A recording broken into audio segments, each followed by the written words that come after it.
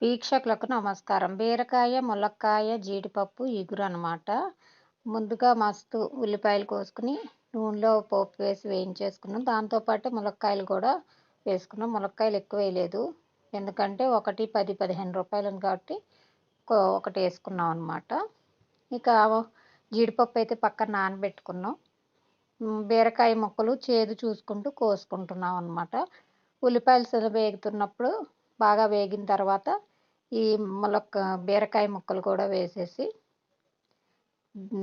చక్కగా పసుపు, ఉప్పు వేసేసుకొని కలిపి వేయించుకున్నాం అనమాట. మగ్గబెట్టుకున్నాం. మూత పెడితే తొందరగా అవుతుంది. ఈ విధంగా బాగా ములక్కాయలు, ఉల్లిపాయలు వేయాలి. అవి కొద్దిగా వేగినయి బాగా అనుకున్న తర్వాత నానబెట్టిన జీడిపప్పులు కూడా తీసి ఇందులో వేసాము. ఇవి బాగా మొత్తం అంతా ఎగిరే వరకు చూసుకోవాలి. మధ్యలో ఆఖరికి 5 నిమిషాలు దించేయడానికి 5, 10 నిమిషాల ముందు కారము, మిరియాల పొడి వేసుకోవాలి. కొత్తిమీర కూడా చల్లుకొని కలుపుకొని దించేసుకోవాలి. ఆరోగ్యానికి చాలా మంచిది. జీడిపప్పు ప్రోటీన్ ఉంటుంది. అలాగే ములక్కాయ అనేది ఎన్నో రకాల జబ్బుల్ని తగ్గిస్తుంది. అలాగే ముఖ్యంగా అయితే కాల్షియం ఎక్కువగా ఉంటుంది.